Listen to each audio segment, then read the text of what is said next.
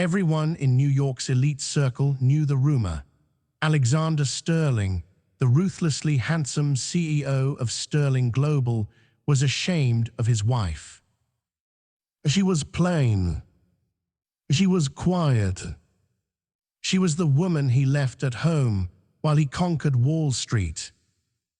But on the night of the Obsidian Gala, the most exclusive event of the decade, Alexander didn't just ignore her, he humiliated her. He thought she would fade away like she always did. He was wrong. When the doors opened at midnight, the woman who walked in wasn't the housewife he ignored. She was the one person who held his entire empire in the palm of her hand. And by the time the night was over, Alexander wouldn't be the billionaire anymore. He would just be the man who lost everything. This is the story of Isabella's revenge. The silence in the penthouse at 432 Park Avenue was louder than any scream. It was a pristine, terrifying silence that smelled of expensive lilies and floor polish. Isabella Sterling sat at the end of a 20-foot mahogany dining table, her hands folded in her lap.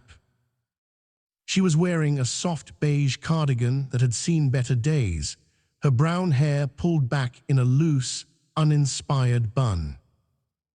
Across from her, hidden behind the glowing screen of an iPad Pro, was her husband, Alexander. Alexander Sterling, 34 years old. Net worth estimated at $4.2 billion. He was a Greek god carved out of marble and ice.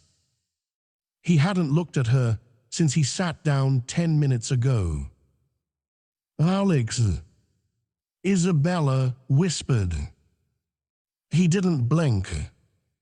His finger swiped across the glass screen. "I'm listening, Isabella. Make it quick. The driver is downstairs."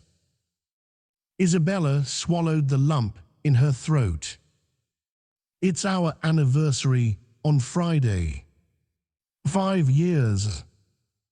I was thinking, since the Obsidian Gala is that night, maybe we could go together. Properly.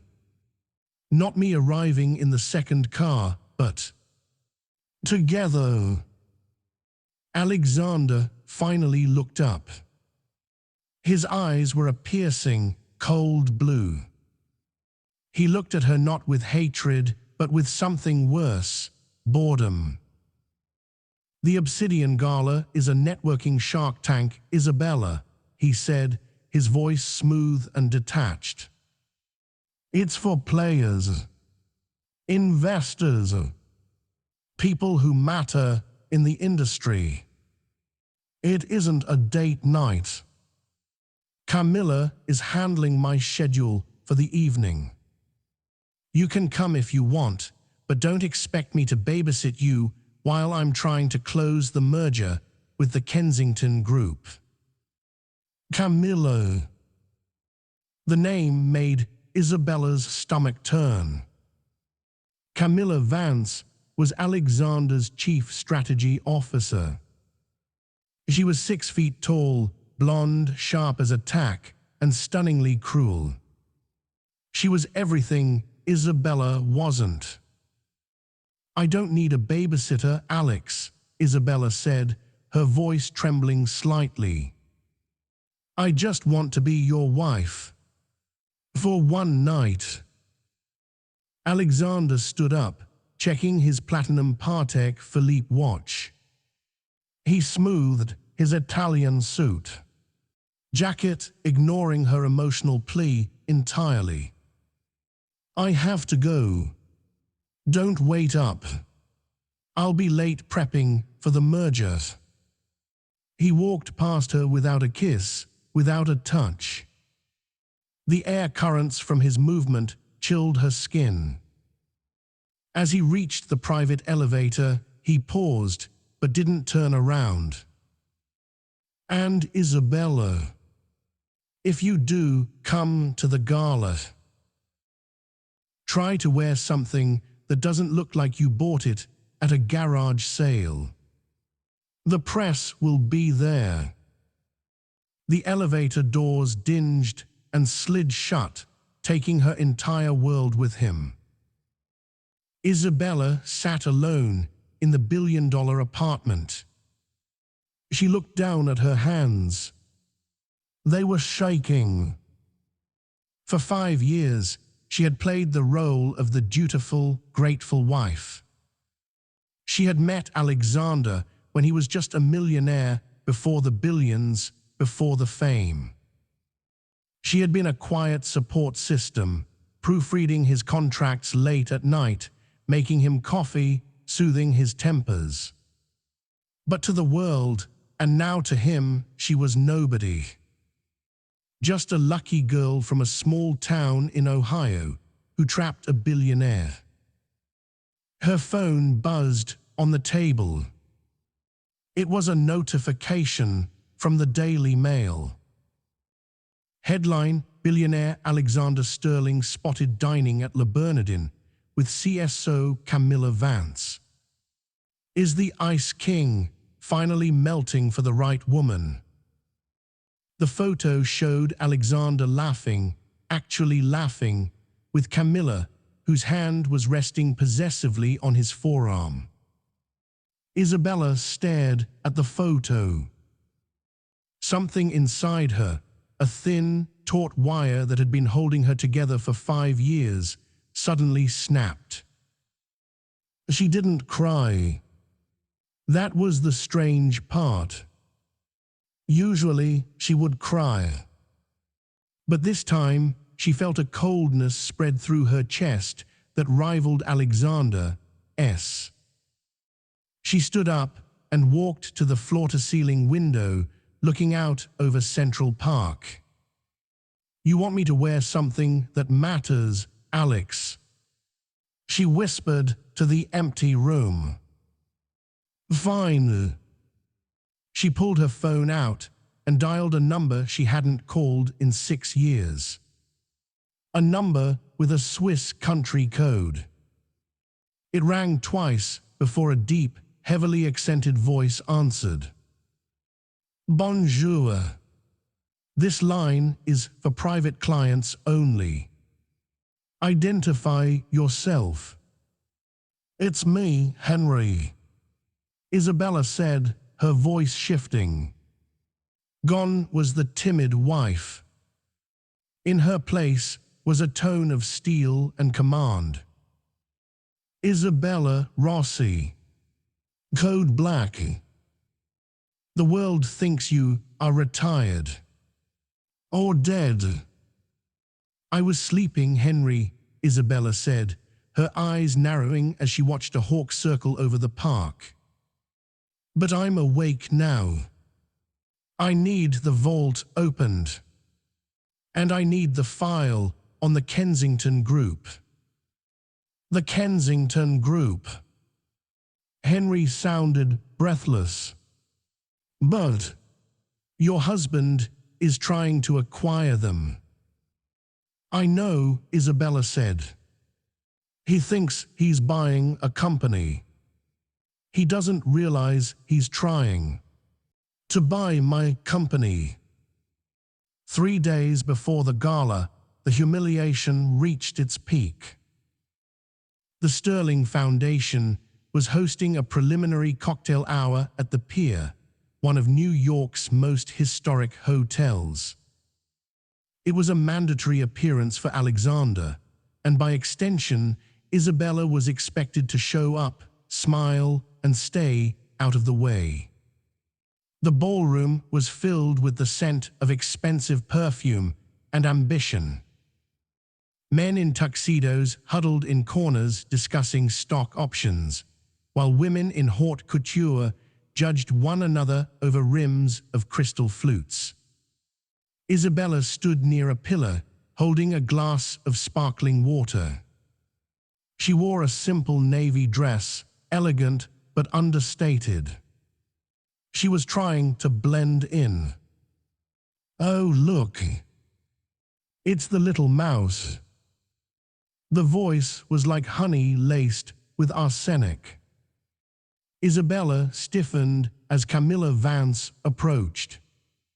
Camilla was wearing a daring red Versace gown that screamed for attention. She held a glass of champagne and looked at Isabella with open pity. "Hello, Camilla," Isabella said politely. "I'm surprised you came, sweetie," Camilla said, stepping too close, invading Isabella's personal space. "Alex is incredibly stressed about the Kensington deal. He really doesn't need the distraction of domestic issues. I'm his wife, Camilla. I'm not a domestic issue." Camilla laughed, a tinkling sound that drew the attention of nearby guests. "Are you?" "Because from where I sit, which is usually right next to him in the boardroom, you're more like a pet he forgot to feed. Face it, Isabella. You don't fit in this world. You don't understand business. You don't understand power. You're just nice. Niceness is a virtue," Isabella said, clutching her glass tighter. "Niceness is for poor people," Camilla hissed, leaning in to whisper in Isabella's ear. "Let me give you a heads up from woman to woman. After the gala, when the Kensington deal closes, Alex is going to ask for a divorce. He needs a power couple image for the global expansion. He needs someone who can stand beside him, not behind him." Isabella felt the blood drain from her face. "He told you that." "He didn't have to," Camilla smirked. "I'm writing the press release." Just then, Alexander walked over. He looked agitated. He didn't even look at Isabella. He looked straight at Camilla. "Camilla, where is the Kensington dossier? The representative from the bank is asking about the liquidity ratios." "I have it right here, Alex," Camilla said, instantly shifting into professional mode, handing him a tablet. "Alex," Isabella said, stepping forward. "Can I speak to you for a second?" Alexander let out a sharp sigh of irritation. The bankers and socialites nearby went quiet, sensing the drama. "Isabella, not now," Alexander snapped. "Can't you see I'm working? This is exactly what I was talking about. You have no sense of timing." "It's important," she insisted. "More important than a $4 billion merger." Alexander raised his voice. The room went silent. Everyone was watching. "Go home, Isabella. You're embarrassing yourself." Camilla smirked behind his shoulder, mouthing the words, "I told you so." Isabella looked around the room. She saw the sneers of the socialites. She saw the pity in the eyes of the waiters. She saw the utter disdain in her husband's face. This was the moment. The pivot point. She could have cried. She could have run away. Instead, Isabella Rossi, the woman buried beneath 5 years of suppression, smiled. It was a small, terrifying smile that didn't reach her eyes. "You're right, Alexander," she said, her voice clear and steady. I am embarrassing myself, but not for the reasons you think. She placed her water glass on a passing waiter's tray with deliberate precision. Good luck with the Kensington deal, she said. I hear the owner is notoriously difficult. Alexander frowned, confused by her tone. The owner is a shell corporation. We're dealing with a board. If you say so, Isabella said. She turned on her heel and walked out of the ballroom. She walked with a rhythm and confidence that she hadn't shown in years. As she stepped out onto Fifth Avenue, the cool night air hit her face. She pulled out her phone. Henry, she said into the receiver. Initiate the hostile takeover defense. And get me the dress. The red one. The one we designed for the Milan runway, but never released. The blood diamond dress, madame. Henry asked. Yes. And Henry, book me a table at the Obsidian Gala. Not at the Sterling table. Where shall I seat you, madame? Seat me at the head table, Isabella said. Under my own names. The chairman of the Kensington Group. The 48th floor of the Sterling Global Tower was in chaos. Alexander Sterling paced the length of his corner office, a glass of scotch in his hand despite it being only 10:00 a.m. The panoramic view of Manhattan usually calmed him, giving him the sense that he owned the city. Today, it felt like the city was laughing at him. Explain this to me again, Camilla, he growled, slamming a file onto his glass desk. We offered 20% above market value. We offered stock options. We offered retention bonuses for the board. Why is the Kensington Group ghosting us? Camilla Vance sat on the leather sofa, looking unusually frazzled. Her perfect blonde blowout was slightly askew, and there were dark circles under her eyes that even her La Mer concealer couldn't hide. I don't know, Alex, she said, scrolling frantically through her iPad. It makes no sense. Every time we send a term sheet, it gets rejected within minutes. It's like there's someone at the very top watching us. Someone who knows our strategy before we even execute. Who is the chairman? Alexander demanded. Find me a name. I want to know who is blocking my destiny. That's the problem, Camilla said, her voice tight. The Kensington Group is owned by a holding company in Zurich, which is owned by a trust in Singapore. It's a ghost ship. The only name associated with the top-level equity is R. Just the letter R. Alexander threw his glass against the wall.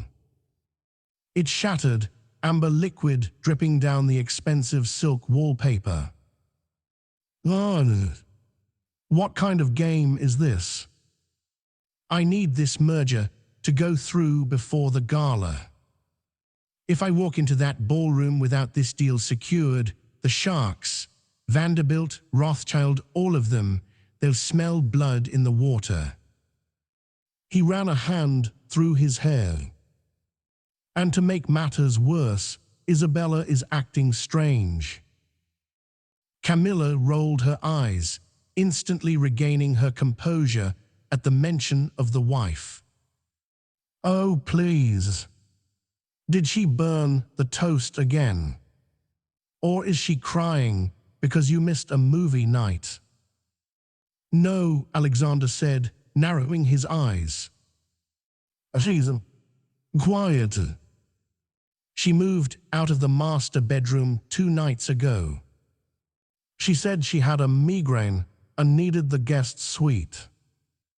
And I saw a garment bag delivered this morning. From Mason Margiela. Since when does Isabella shop at Margiela? She usually buys clothes at the outlet mall. Maybe she's trying to impress you. Camilla laughed cruelly. It's pathetic, really.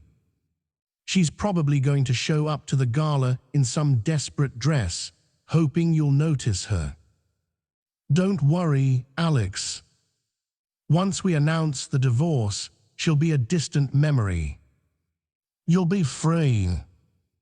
We will be the power couple of the century. Alexander nodded, the tension leaving his shoulders. You're right.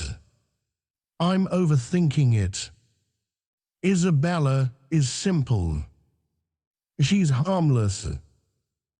My focus needs to be on this mysterious person. Meanwhile, across the city, Isabella stood in the center of a private atelier in Soho. The windows were blacked out. The air was cool and smelled of lavender and iron. Henry, her longtime confidant and former head of security, stood by a rolling rack of clothes that cost more than most people's houses. The board of Kensington has received your instructions, Madame, Henry said. They have rejected the latest offer from Sterling Global. They are awaiting your arrival at the gala to announce the new strategic direction. Isabella ran her fingers over the fabric of a dress that hung on a mannequin. It was a deep, blood-red velvet, cut with a dangerous precision. It was backless, with a neckline that plunged daringly. It was a dress for a warrior queen, not a housewife. And the assets? Isabella asked, her voice low. The forensic accountants have finished, Henry replied, handing her a thick leather folder. It's worse than you thought. Alexander has been leveraging his personal assets to fund the merger. If the deal fails, he is insolvent. He is broke, Isabella. Isabella took the folder. She thought she would feel pity. She remembered the man she married 5 years ago, the ambitious, charming man who swore to protect her. She remembered how she had hidden her identity as Isabella Rossi, the heiress to the Rossi shipping fortune and the oracle of Zurich investment prodigy. She had hidden it because she wanted to be loved for her, not her billions. She had played the role of the quiet wife. She had dimmed her light so he could shine. And in return, he had treated her like furniture.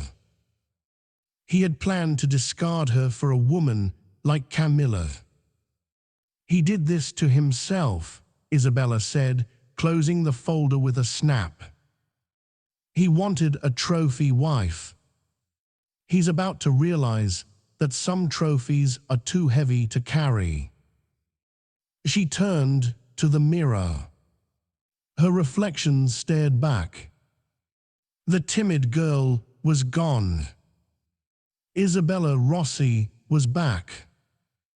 Henry, she said, call the jewelers at Cartier.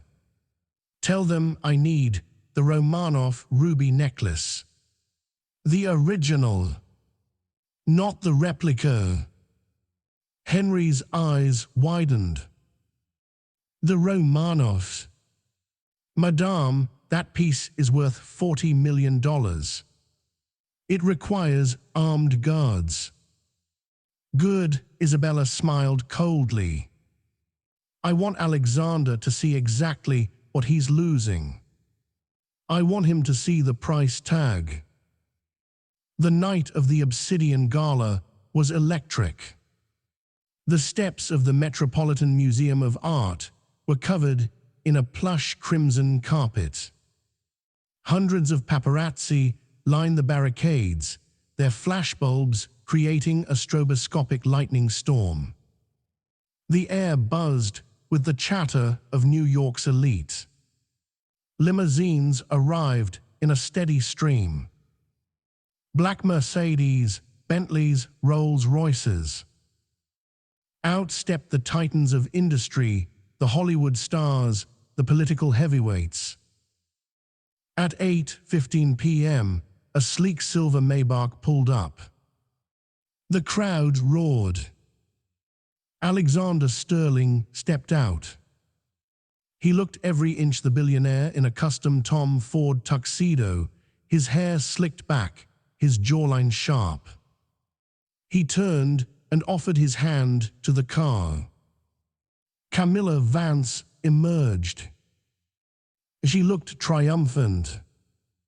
She wore a sheer, shimmering gold dress that left little to the imagination. It was aggressive, sexy, and loud. She clung to Alexander's arm, beaming at the cameras. Alexander. Camilla. Over here, the photographers screamed. Is it true about the merger? Are you two official? Alexander smiled his practiced CEO smile. No comment on business tonight, he said smoothly, guiding Camilla up the stairs. We are just here to enjoy the evening. He didn't look for Isabella. He assumed she had taken the town car he sent for her, the older model he kept for staff use. He assumed she would sneak in the side entrance, find a corner, and stay there. Kings and queens of the night. And then the atmosphere shifted. A hush fell over the bottom of the stairs. The screaming photographers went silent. Even the security guards straightened up. A car was approaching. But not just any car. It was a Rolls-Royce Phantom VI, a vintage classic, painted in a midnight black so deep it seemed to absorb the light. It moved silently like a predator. The flag of the Kensington Group flew discreetly from the fender. Who is that? Camilla whispered, frowning. That car wasn't on the manifest. The car stopped at the base of the stairs. The driver, a large man with a scar on his cheek, Henry, stepped out and opened the rear door with white-gloved hands. First, a shoe appeared. A Christian Louboutin heel, encrusted with black crystals, the famous red sole striking against the carpet. Then the woman emerged. The silence broke into a chaotic roar. It was Isabella. But it wasn't the Isabella anyone knew. She wore the blood diamond dress. The deep red velvet clung to her curves like a second skin, the train cascading behind her for 6 feet. The back was entirely open, revealing smooth, glowing skin. But it was the jewelry that made people gasp. Around her neck sat the Romanov ruby, a fist-sized gem surrounded by diamonds that glittered with a blinding intensity. She didn't smile. She didn't wave. She looked up the stairs, locking eyes with the camera lenses, with a gaze of absolute, terrifying confidence. Her hair was no longer in a messy bun. It was styled in glamorous, old Hollywood waves that cascaded over one shoulder. Her makeup was sharp, her lips painted a dark, dangerous crimson. "My God," a reporter whispered near a microphone. Is that the Sterling wife?" "No," another photographer shouted, zooming in. "Look at the jewels. That's not a housewife. That's royalty." Isabella began to walk up the stairs. She didn't rush. Every step was calculated. The crowd parted for her naturally, sensing an aura of immense power. Alexander, standing at the top of the stairs, froze. He squinted, confused. He recognized the face, but he couldn't process the context. It was like seeing a house cat transform into a panther. "Is that Isabella?" he muttered, his voice cracking. Camilla's grip on his arm tightened, her nails digging into his suit. "It can't be. Where did she get that dress? That's a bespoke piece. And that necklace. Alexander, that necklace is fake. It has to be." Isabella reached the top of the stairs. She stopped 3 feet away from them. The flashbulbs were blinding, but she didn't blink. She looked at Alexander. Then she looked at Camilla. She didn't say a word.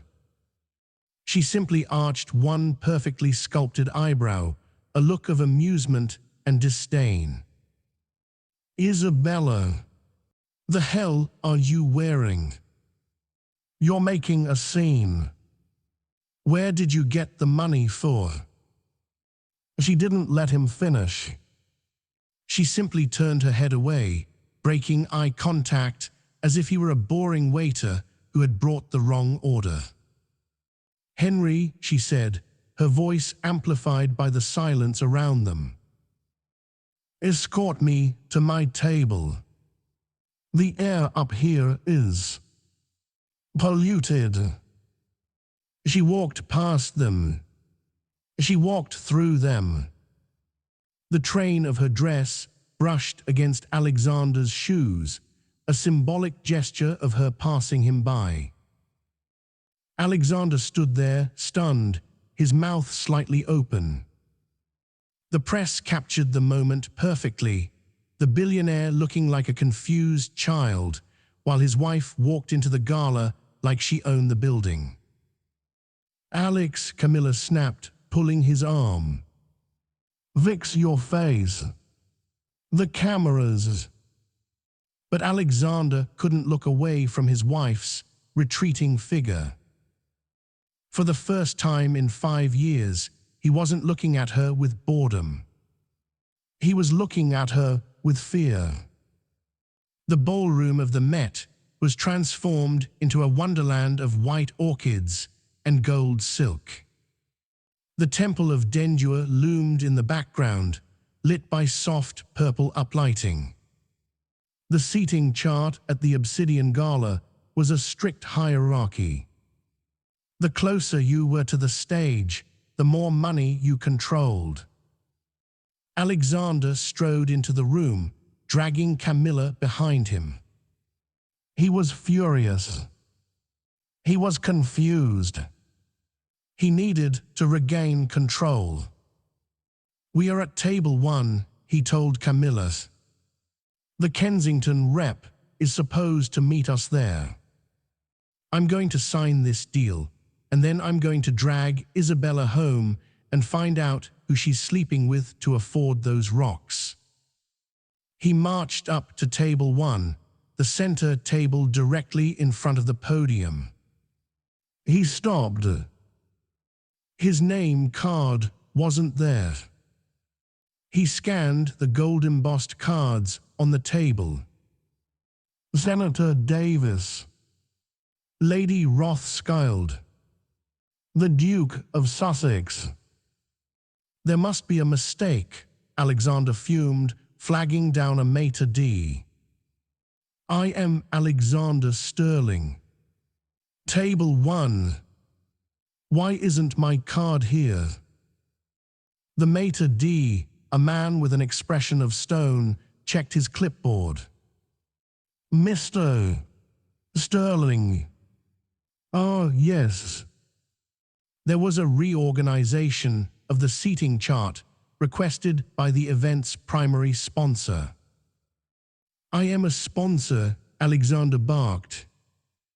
You are a silver-tier sponsor, sir, the maitre d' said politely. The reorganization came from the diamond tier. You have been moved to table 14. Near the kitchen. Table 14. Camilla shrieked. Do you know who he is? I know exactly who he is, a voice said from behind them. Alexander spun around. Isabella was sitting at the head of table 1. She held a glass of vintage champagne, looking at him over the rim. She looked comfortable. She looked like she belonged there. Isabella, Alexander said, his voice dropping to a dangerous whisper. Get up. You're embarrassing me. You can't just sit at the chairman's table because you think it's funny. This seat is reserved for the owner of the Kensington Group. Isabella took a slow sip of champagne. She set the glass down with a soft clink.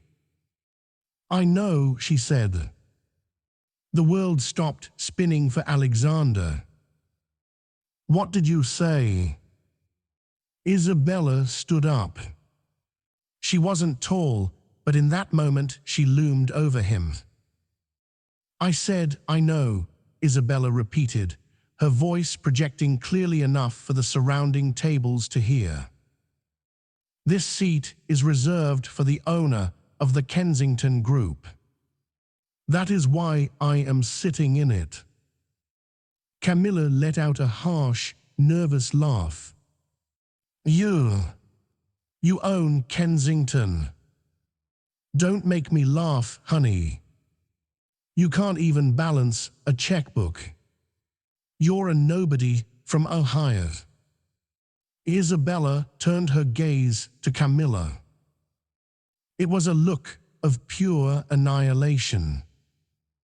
Actually, Camilla, Isabella said coolly.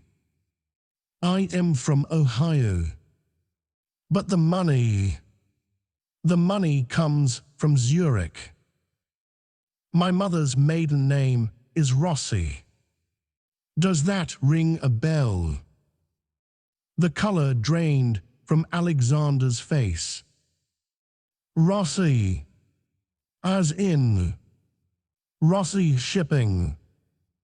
The Rossi dynasty. Isabella Rossi, Isabella corrected. And the R signature on the rejection letters you've been receiving all week. That was me. A murmur went through the crowd. People were standing up now. Phones were out. The reveal was happening in real time. Are you? Alexander stammered, backing away. You blocked the merger. You own the company I've been trying to buy.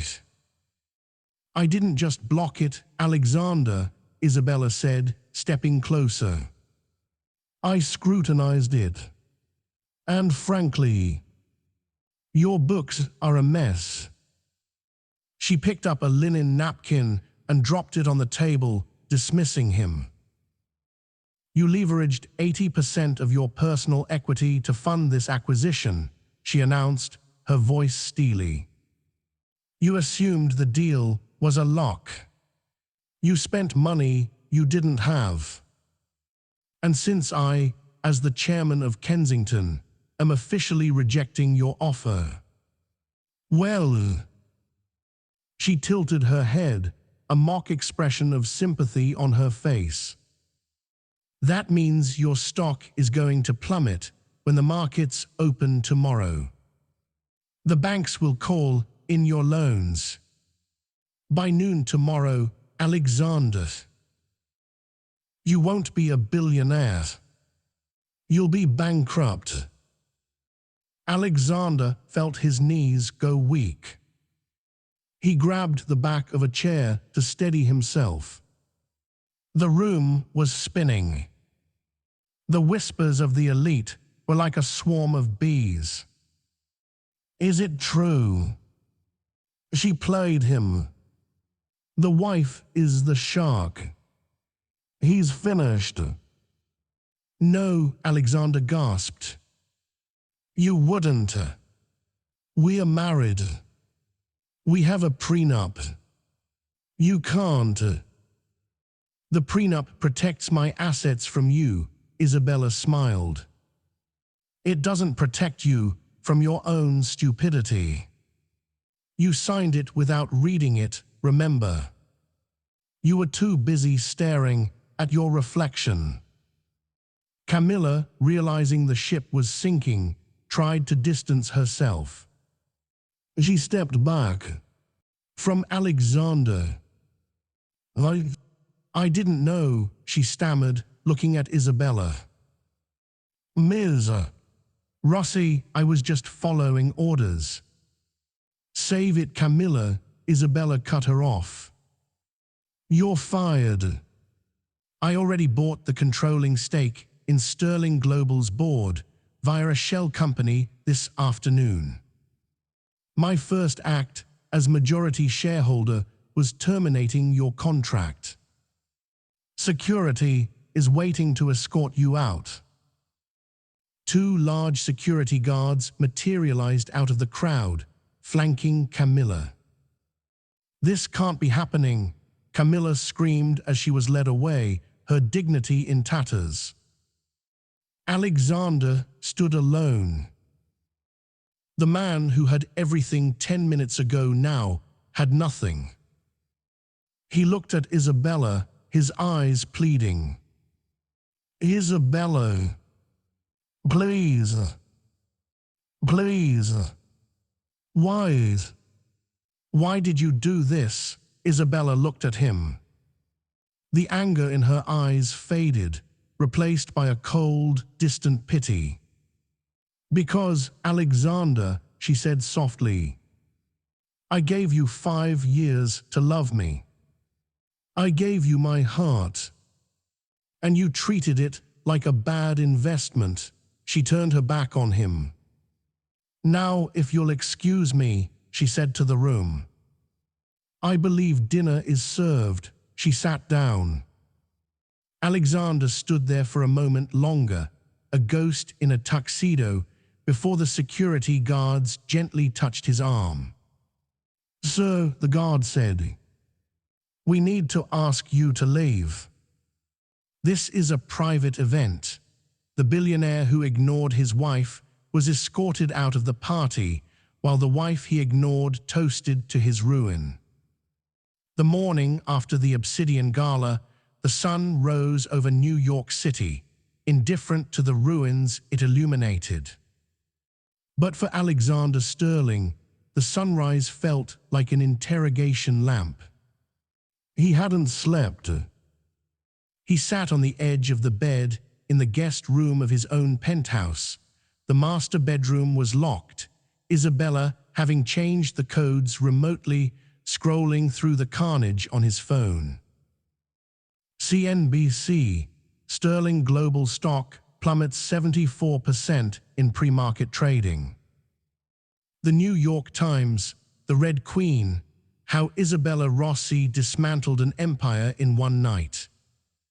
Twitter trending, Team Isabella, Sterling broke karma. At 8:00 a.m., his phone rang. It wasn't Camillo. It wasn't his friends. It was the legal department of Goliath National Bank. Mr. Sterling, the voice was dry and robotic. Per the margin call triggered by the devaluation of your holdings, we are initiating the seizure of collateral assets. You have 24 hours to vacate the premises at 432 Park Avenue. Vacate, Alexander croaked, his voice hoarse. This is my home. I bought this. Technically, the bank bought it, sir. You just paid the interest. And you missed the payment. Goodbye. The line went dead. By noon, the vultures had arrived. Not birds, but lawyers. A team of attorneys representing Isabella sat on one side of the long mahogany table in his office. Alexander sat alone on the other. He couldn't afford a lawyer anymore. His retainers had all bounced. Here is the situation, Alexander, said Marcus Thorne, Isabella's lead counsel, a man with a shark-like grin. He slid a document across the table. The prenuptial agreement you signed 5 years ago. Do you recall it? I recall it protected my assets, Alexander spat, trying to maintain a shred of dignity. It protected premarital assets, Thorne corrected. However, Clause 14, Section B, often referred to as the Infidelity and Gross Negligence Clause, states that in the event of the husband's public humiliation of the wife, combined with financial insolvency, the wife holds the right to purchase all marital debts for pennies on the dollar. Thorne paused for effect. Isabella bought your debt this morning, Alexander. She owns your loans. She owns your car. She owns your suit. Alexander felt the room shrinking. She wants to destroy me. In exchange, you sign the divorce papers immediately, contesting nothing. You walk away with the clothes on your back and the contents of one cardboard box. Alexander stared at the pen. He thought about fighting. But fight with what? He was toxic. His name was Mud. Even Camilla wouldn't answer his texts. He had seen her on Instagram an hour ago, posting a sob story about how she was manipulated by a narcissistic boss. She had already jumped ship to a rival firm. With a shaking hand, Alexander Sterling signed the papers. He signed away his marriage, his company, and his pride. At 5:00 p.m., Alexander stood in the living room of the penthouse one last time. The movers, hired by Isabella, were efficiently crating up the art, the sculptures, the life he had curated to impress people he didn't even like. He held a small cardboard box. Inside was his college diploma, a photo of his parents, and his old watch, a simple Seiko he wore before he made his first million. He walked past the dining table where he had ignored Isabella so many times. He remembered the back of her head as she read books he never asked about. He remembered the sound of her humming that used to annoy him. Now the silence was deafening. He saw something sitting on the entryway console. It was a small, velvet-wrapped package. The anniversary gift she had tried to give him days ago. The one he had dismissed because he was too busy. Curiosity, painful and sharp, pricked him. He picked it up and unwrapped it. It wasn't a watch. It wasn't a tie. It was a leather-bound book. He opened it. It was a scrapbook. Page 1, a ticket stub from their first date at a cheap movie theater. Page 2, a napkin where he had sketched his first business plan. With a note from her, "I believe in you, Alex." Page 3, a photo of him sleeping on the couch, exhausted, with a blanket she had draped over him. He flipped through the pages. 5 years of memories. 5 years of silent support. There were notes in the margins, in her handwriting. He looked so tired today. I made his favorite soup. He yelled at me about the laundries. It's okay, he's stressed. I know he loves me. Happy 4th anniversary. He forgot, but I didn't. Maybe next year. Alexander stopped at the last page. It was dated the day of the gala. Happy 5th anniversary, Alex. I'm tired of being invisible. I hope you see me today. If not, I have to save myself. I love you, but I love myself too. A tear, hot and heavy, hit the page. It smeared the ink of the word love. He hadn't just lost a wife. He hadn't just lost a merger. He had lost the only person on earth who had loved Alexander Sterling, the man, not Alexander Sterling, the checkbook. So, the security guard, Henry, was standing by the elevator. His face was impassive. The new owner is arriving for the inspection. You need to leave. Alexander closed the book and placed it gently in his cardboard box. It was the heaviest thing he carried. He walked out of the building and onto the busy street of Manhattan. It started to rain. No driver was waiting. No umbrella was held over his head. Alexander Sterling turned up his collar, gripped his cardboard box, and walked toward the subway.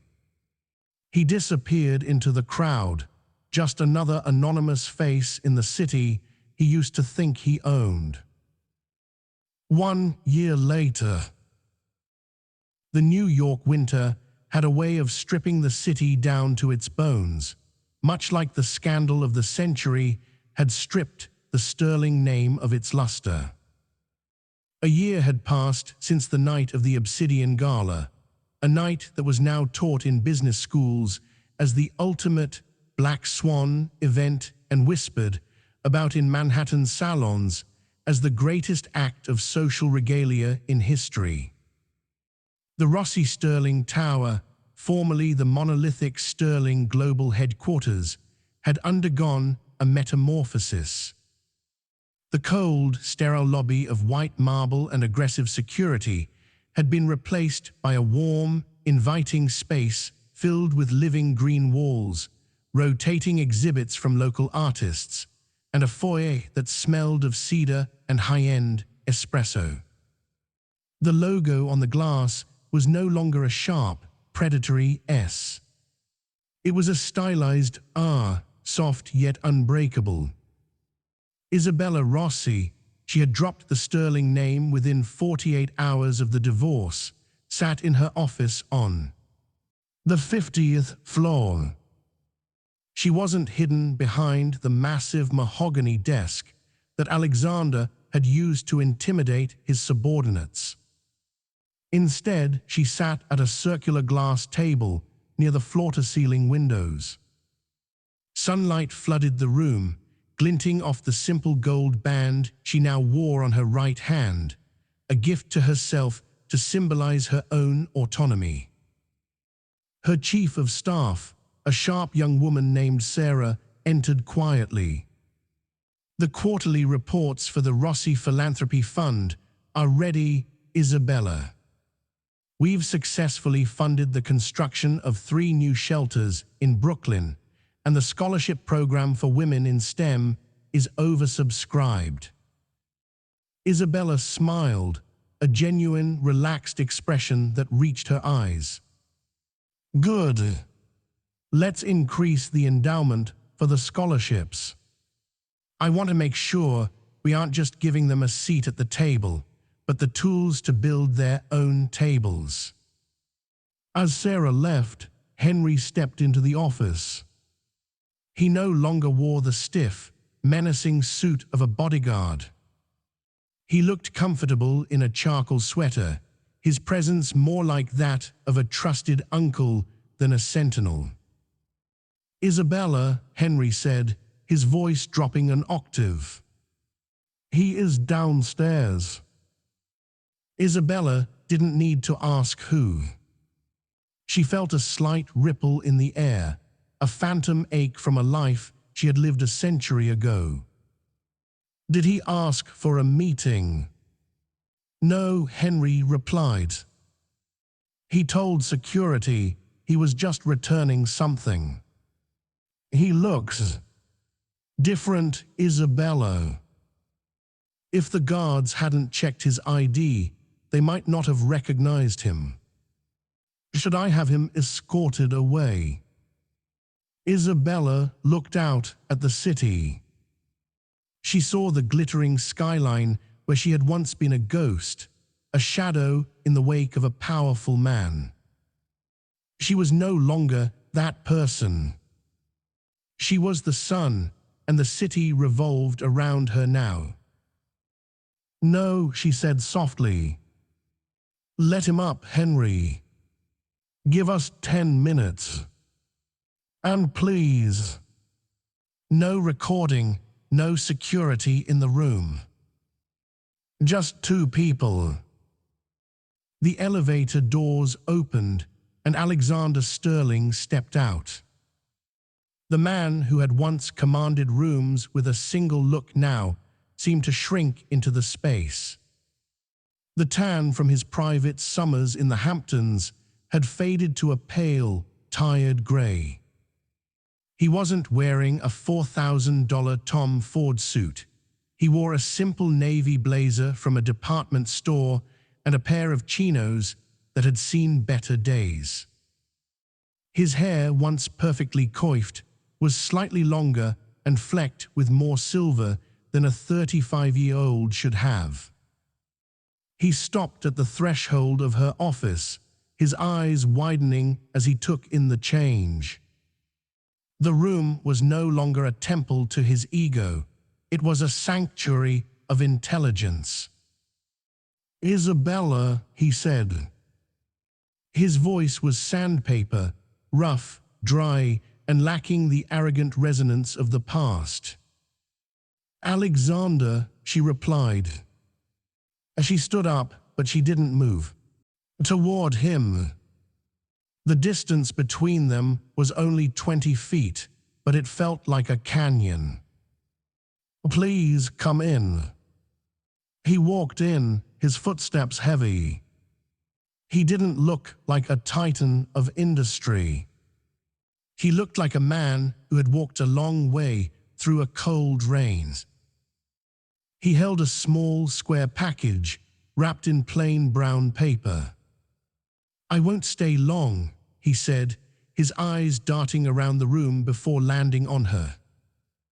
He seemed struck by her beauty, not the manufactured beauty of the gala, but the radiant, calm beauty of a woman who knew exactly who she was. I found this in one of the boxes at my apartment. The small one in Queens. Queens, Isabella asked softly. A studio, he said, a ghost of a smile touching his lips. It wasn't a bitter smile, it was an honest one. It's quiet. No doormans. No one to impress. I'm working for a small firm, logistics and freight. They don't care about my name. They only care if the trucks arrive on time. It turns out I'm actually quite good at making sure the trucks arrive on time. He stepped forward and placed the package on the glass table. I found your scrapbook, he said. The one you left for me that night. I didn't read it then. I was too angry. Too humiliated. I threw it in a box and tried to forget you existed. Isabella looked at the package. And now, I read about the tickets to the movie theater when we had nothing. I read about how you used to sit up and wait for me, not because you wanted my money, but because you were worried about my soul. He took a shaky breath. I came here to say I'm sorry. Not for the money. Not for the company. I'm sorry for the silence, Isabella. I'm sorry I made you feel like you had to disappear just to keep me afloat. I was a poor man who happened to have a lot of zeros in his bank account.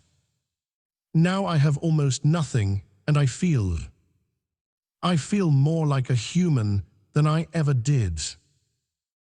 Isabella felt a lump in her throat. For a year, she had lived in the cold triumph of her revenge. She had enjoyed the power, the wealth, and the vindication. But seeing him like this, broken but finally awake, was a different kind of victory. It was the victory of the truth. Thank you, Alexander, she said, her voice steady. That means more than the merger ever did.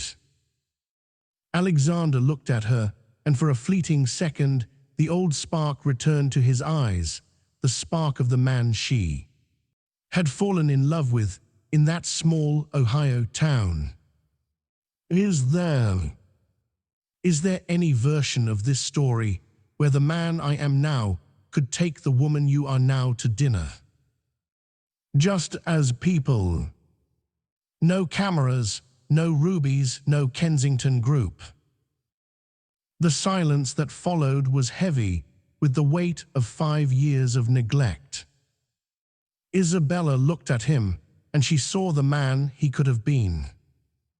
She saw the apology, the growth, and the genuine remorse. But then she looked at the desk. She looked at the reports of the lives she was changing. She thought about the morning she woke up and didn't feel a pit of anxiety in her stomach. She thought about the woman who had walked up those Met steps in a red dress and realized she didn't need a king to be a queen. No, Alexander, she said, her voice filled with a gentle but absolute finality. There isn't. Alexander nodded slowly, as if he had expected the answer but had to ask anyway. The Isabella who loved you is gone, she continued. You didn't just ignore her, Alex. You starved her. And while I've forgiven you, I can't go back to the person I was just to make you feel better. I like this version of me too much. Alexander wiped a hand across his eyes. I understand. I really do. I had to tell you. He turned to leave, his shoulders slightly hunched. At the door, he paused and looked back. One last thing. The blood diamond dress. It really was the most beautiful thing I've ever seen. Not because of the dress, but because of the look in your eyes. You looked free. I was, she said. He walked out, the elevator chimes signaling his final departure from her world. Isabella sat back down at her table. She unwrapped the package. There it was, the leather-bound scrapbook. She flipped to the last page, the one she had written the night of the gala. Beneath her last entry, there was a new note, written in Alexander's jagged, hurried script. You were always the sun. I was just a man trying to own the sky. I'm sorry I spent so much time looking at the clouds that I missed the light. Be happy, Isabella. You've earned it. Isabella closed the book. She didn't cry. Instead, she felt a profound sense of closure, a final piece of the puzzle clicking into place. The phone on her desk buzzed. It was a private line. Isabella, a warm, masculine voice asked. It was Liam, the architect she had been seeing. He didn't know her as the Red Queen or the woman who broke Alexander Sterling. He knew her as the woman who loved jazz, black coffee, and long walks in the park. I'm outside. The gallery opening starts in 20 minutes. Are you ready? Isabella stood up and grabbed her coat, a simple, elegant cashmere wrap. She looked at the scrapbook one last time before tucking it into a drawer, out of sight, but no longer a burden. I'm ready, Liam, she said, walking toward the door. I've been ready for a long time. As she stepped into the hallway, she passed Henry, who was waiting by the elevator. Is everything all right, madame? He asked, his eyes searching hers. Isabella Rossi smiled, and this time the light in her eyes was enough to brighten the entire floor. Everything is perfect, Henry, she said. The story is finally over. And I can't wait to see what happens in the next one. She stepped into the elevator, the doors closing on the past, as she descended into a city that no longer belonged to her husband, but to her. As the final elevator doors chime and the credits roll on this saga, we are left with a powerful truth. True wealth isn't measured by the height of a skyscraper or the zeros in a bank account, but by the dignity we keep and the people we cherish. Isabella Rossi spent 5 years as a shadow, a silent partner to a man who mistook her grace for weakness. But the moment she stepped into that red dress, she didn't just reclaim her fortune, she reclaimed her identity.